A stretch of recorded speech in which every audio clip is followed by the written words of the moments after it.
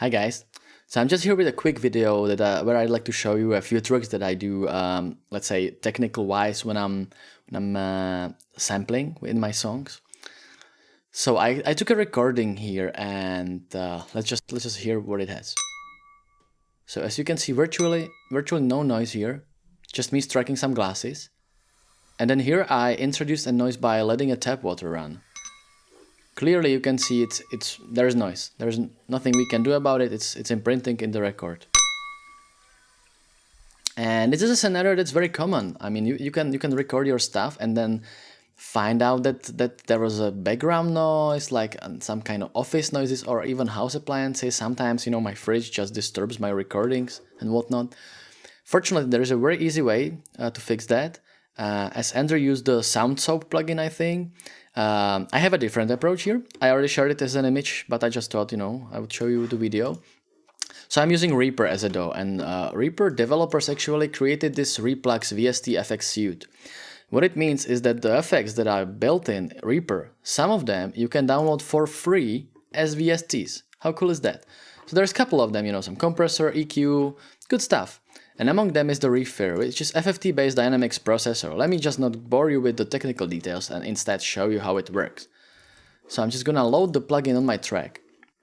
And as you can see, I have selected just the noise part.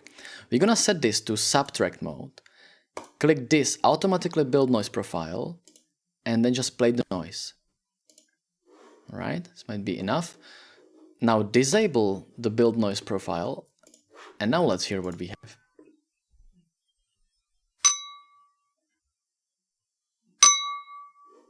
It's absolutely clean. It's just perfect. I love using this plugin. It's very efficient and it really helps you clean up your stuff, you know, because that happens really all the time when you are recording in busy environments, some unique stuff, some street artists.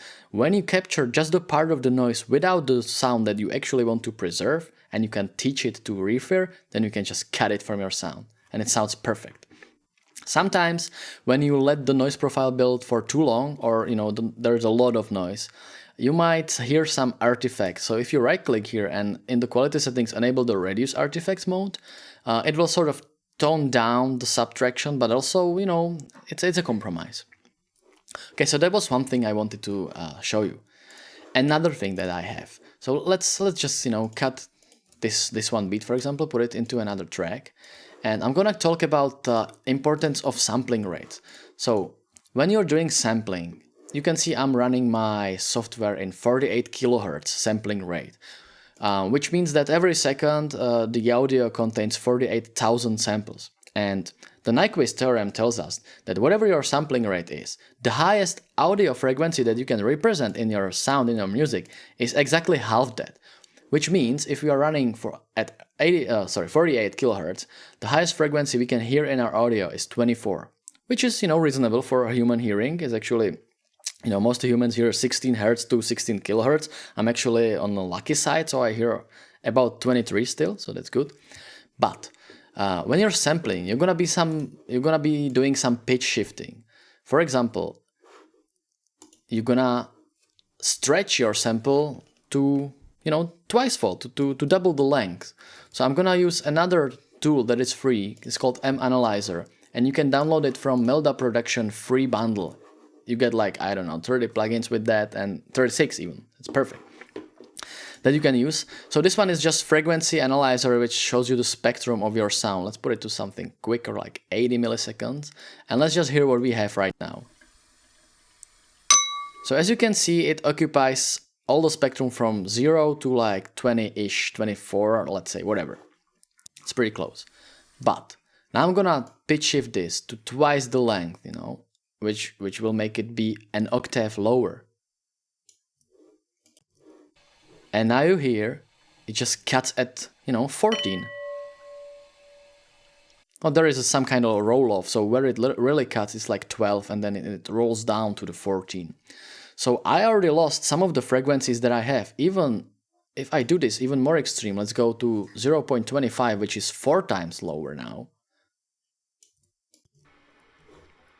As you can hear, even from the noise that's playing right now, there's no highs. it sounds really dull.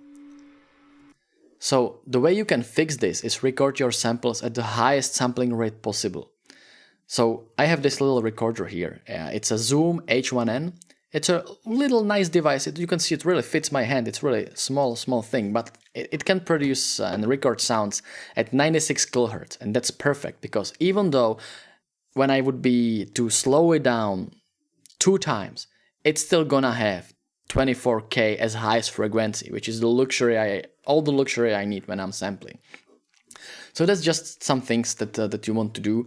And of course, you can probably put a saturation plugin to get some of those highs back, but it's always better to have the highest quality possible from your samples. And nowadays, when all people have like huge hard drives, there's no problem with keeping bigger WAV files.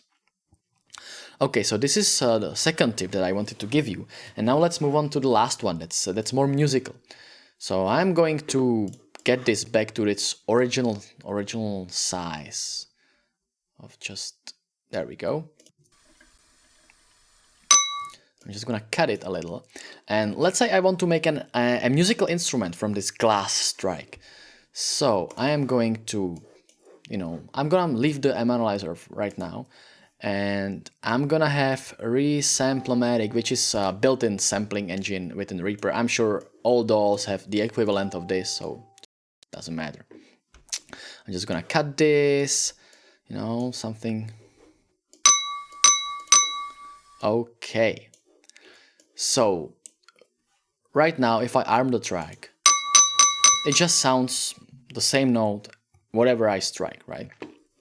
But for if you're using a sample as a musical base for an instrument, you want to probably combine that with other instrument, and that means that you need to fit the scale that you're in.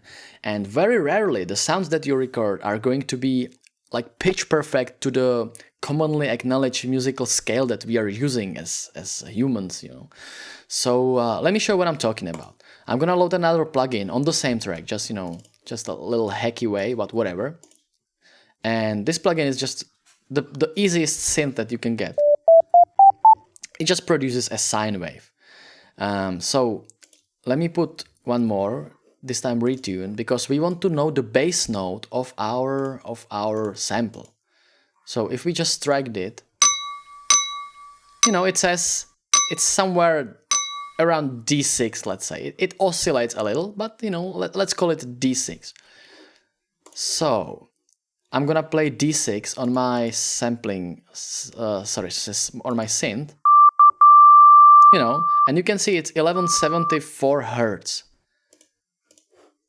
But now I'm gonna play all of these together, and you can see the glass is a little lower. It's like close to the pitch I want it to be at, but it's a little lower. And if I play C#6, that's too low. So our sampling sound is somewhere in the middle of that. When I disable the sample, you can see, so that's 1109 and 1174.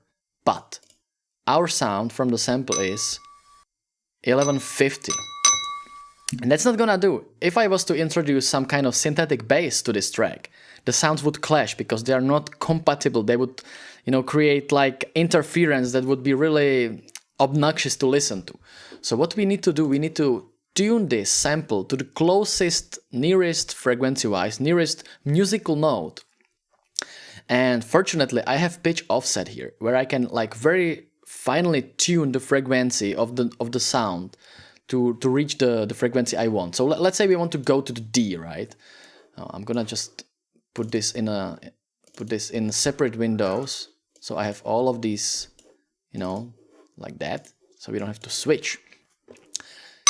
Okay, so 1150. So I wanted to go to 1174. So let me increase this. Let's say 0.2. 1163. Okay, 0.3. Oh, 1170. Very close. Let's go 35 maybe. 74. 73. Okay, it's reasonably close. 1 hertz doesn't matter. There we go. So now if I play it together with the resynth, let me just enable that. it's just pitch perfect. So now I'm able to use this, switch this to the note mode, and just play it as an instrument without the resynth now. I can just put it away.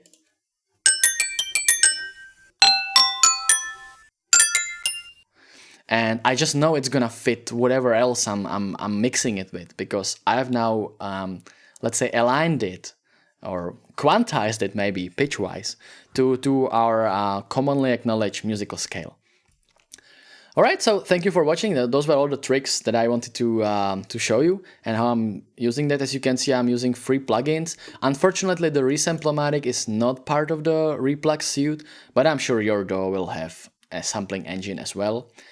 Maybe Contact from Native Instruments has sampling as well. I'm not sure the free version does. I actually only have the free version, but whatever. I use Resamplomatic usually. So thanks for watching, and let's just face our next challenge in creating the sampling song. Have fun.